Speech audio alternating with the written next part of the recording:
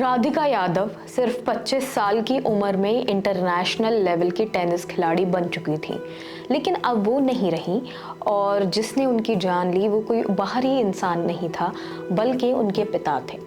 गुरुग्राम के पौष इलाके सुशांत लोक 2 में गुरुवार सुबह एक पिता ने अपनी बेटी को गोलियों से भून डाला। सुबह 10:30 बजे राधिका नाश्ता बना रही थी, तभी उसके पिता दीपक यादव ने अपनी लाइसेंस रिवॉल्वर निकाली और एक के बाद एक 5 गोलियां चलाई।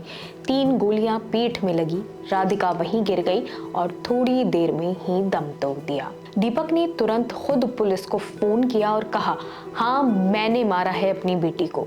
शुक्रवार शाम राधिका का अंतिम संस्कार हुआ। रिश्तेदार लौटे लेकिन गम के साथ गुस्से में भी थे। मीडिया पर हाँ उसके बाप ने मारा है क्योंकि बाप का हक होता है बेटी पर। मीडिया उसे क्रिमिनल क्यों बना रही है? राधिका के चाचा पवन यादव भी कहते हैं दीपक कोई बेरोजगार या गरीब नहीं था, वो खुद रियल एस्टेट का बड़ा आदमी है। 100 करोड़ की प्रॉपर्टी है, हर महीने लाखों का किराया आता है। बेटी को सबसे महंगे स्कूल में पढ़ाया, इंटरनेशनल प्लेयर बनाया, थार गिफ्ट की, तो उसकी कमाई पर क्यों जिएगा वो? अब सवाल ये है फिर वजह क्या थी? पुलिस का कहना है कि दीपक बेटी की टेनिस एकेडमी से खुश नहीं था। कुछ रिपोर्ट्स में कहा गया है कि मोहल्ले के लोग उसे ताना मारते थे, बेटी की कमाई खा रहा है तू। ये बातें शायद दीपक की मर्दानगी को चुभ गईं और बेटी जो अपने दम पर कुछ बन रही थी वो उसके बाप को मंजूर नहीं था। पवन यादव कहते हैं हम बच्चों को आज़ादी देते हैं, उन्हें मूवी के लिए सबसे महंगे टिकट दिलाते हैं, लेकिन अगर वो हमारी मर्यादा लांघे तो हमें उन्हें रोकने का हक है। राधिका के पड़ोसी इस परिवार के बारे में और कुछ भी बताते हैं। पड़ोसी कहते हैं कि हम 4 साल से इस एरिया में रह रहे हैं।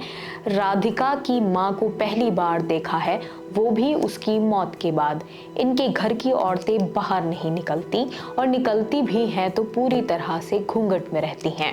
यानी बाहर से ये परिवार जितना मॉडर्न दिखता है, अंदर से सोच उतनी ही पितृसत्ता वाली है, जहां बेटी को खिलाया पढ़ाया जाता है और उसकी जिंदगी का आखिरी फैसला बाप के हाथ में ही रहता है। तो ये सवाल है, क्या एक बाप को ये हक है कि वो बेटी की जान ले ले सिर्फ इसलिए कि उसे उसकी आज़ादी पसंद नहीं आई? क्या इज्जत के नाम पर किसी की जान लेना जायज़ है?